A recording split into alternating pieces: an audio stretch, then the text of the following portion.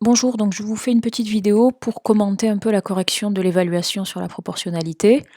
Donc je vous rappelle que j'ai mis une note pour vous aider à vous situer, pour voir à peu près si vous avez réussi ou pas. Mais cette note ne peut pas compter dans la moyenne du trimestre, ça c'est une décision ministérielle, c'est pas moi qui décide. Et donc je l'ai notée sur 16, et si vous voulez ramener votre note sur 20, pour vous faire une idée, si c'est plus pratique pour vous, il faut multiplier les points que vous avez obtenus par 1,25. D'ailleurs, ça vous fait une autre application de la proportionnalité. Vous voyez, votre note sur 16, elle est proportionnelle à votre note sur 20. Donc par exemple, si vous avez eu 8 sur 16, en fait, vous faites 8 multiplié par 1,25, ça correspond à 10, et ça correspond à 10 sur 20. Et c'est logique d'ailleurs, parce que 8, c'est la moitié de 16, et 10, c'est la moitié de 20. En tout cas, votre note sur 16, vous pouvez la multiplier par 1,25 pour vous ramener à une note sur 20, si c'est plus facile pour vous d'analyser. Alors, on regarde un peu les exercices. Donc, dans le premier exercice, il fallait dire si on avait affaire à une situation de proportionnalité ou pas.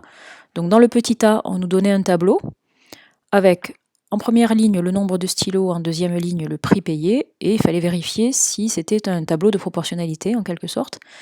Et donc, on pouvait vérifier finalement qu'on pouvait passer de la première ligne à la deuxième en multipliant par 4 à chaque fois. 3 fois 4, ça fait 12, 5 fois 4, ça fait 20, 7 fois 4, ça fait 28. Donc on a bien une situation de proportionnalité. On a bien le prix payé qui est proportionnel au nombre de stylos, et certains l'ont fait, vous m'avez même précisé que 4, c'était le coefficient de proportionnalité. Après, on nous dit que Nassim a 12 ans et qu'il chose du 39. Donc là, les deux grandeurs dont on parle, les grandeurs, c'est l'âge et la pointure. Alors certains m'ont dit les deux grandeurs, c'est 12 et 39. Attention, 12 et 39, ça n'est pas une grandeur. Ce sont des valeurs d'une grandeur. 12, c'est une des valeurs de la grandeur âge. Et cette grandeur âge, elle peut valoir 1, 2, 3, 4, 5, etc. Toutes les années que Nassim peut avoir.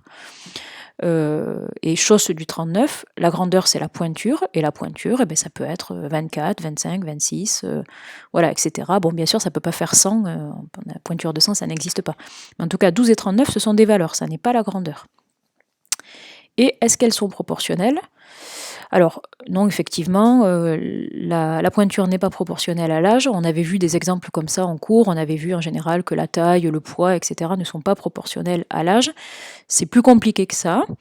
Et bon, certains, pour justifier, vous avez bien su, par exemple, montrer que si, par exemple, on multiplie par 2 l'âge de Nassim, si on passe de 12 à 24 ans, sa pointure ne va pas être multipliée par 2, sinon il chausserait du 78, ce qui n'est pas possible. Alors, dernière situation, on nous donne un tableau avec le nombre de yaourts et le prix payé correspondant. Donc c'est un peu la même démarche que pour l'exercice A. Il fallait vérifier si à chaque fois... Enfin, il y avait plusieurs possibilités en fait. Certains ont vérifié si à chaque fois on avait multiplié les nombres de la ligne du haut par un même nombre pour obtenir les nombres de la ligne du bas, ce qui n'est pas le cas. Ou alors on pouvait travailler avec les colonnes. C'est-à-dire que là, enfin moi c'est ce que j'ai fait dans la correction, on voit que quand on passe de 4 yaourts à 16 yaourts, on multiplie par 4. 4 fois 4, ça fait 16. Mais si on prend le prix de 4 yaourts, 1,70 € et qu'on le multiplie par 4, on obtient, c'est ici, on obtient non pas 6,20, mais 6,8. Donc ça n'est pas un tableau de proportionnalité. Si c'était pour que ça soit un tableau de proportionnalité, il faudrait qu'à la place de 6,20, il y ait marqué 6,8. Et attention, ça ne suffit pas de montrer que entre la première et la deuxième colonne, ça fonctionne. C'est vrai que quand on passe de 4 à 8 yaourts, le prix, il est bien multiplié par 2. D'accord ? Mais pour que ça soit un tableau de proportionnalité, il faut que ça marche entre toutes les colonnes. Et comme ça ne fonctionne pas entre la colonne 1 et la colonne 3, on n'a pas à faire un tableau de proportionnalité. Exercice 2, il fallait compléter ce tableau, et là on nous dit que c'est un tableau de proportionnalité, puisqu'on nous dit dès le départ que le prix des pommes est proportionnel à la masse de pommes. Donc grâce à la colonne où on a 8 kg de pommes qui coûtent 24 €, on pouvait déterminer le coefficient de proportionnalité, puisqu'on se rend compte que 8 fois 3, ça fait 24. Et après, on applique ce coefficient de proportionnalité à toutes les valeurs. Donc 2 kg de pommes, ça correspond à 2 fois 3, 6 €. 0,8 kg de pommes, ça correspond à 0,8 x 3, 2,4 euros. Et pour trouver la valeur correspondante à 30 euros et à 48 euros, il fallait cette fois-ci diviser par 3. Il fallait faire l'inverse. Donc 30 divisé par 3, ça fait 10. 48 divisé par 3, ça fait 16. Ici, donc l'exercice 3, c'est un exercice avec les échelles. Alors, on vous parle d'une échelle au 1/30e. Donc là, ça c'est une réduction. Ok. Alors, la maquette du Fort Boyard, elle a une hauteur de 66 cm. Donc ça, c'est la hauteur de la maquette. D'accord.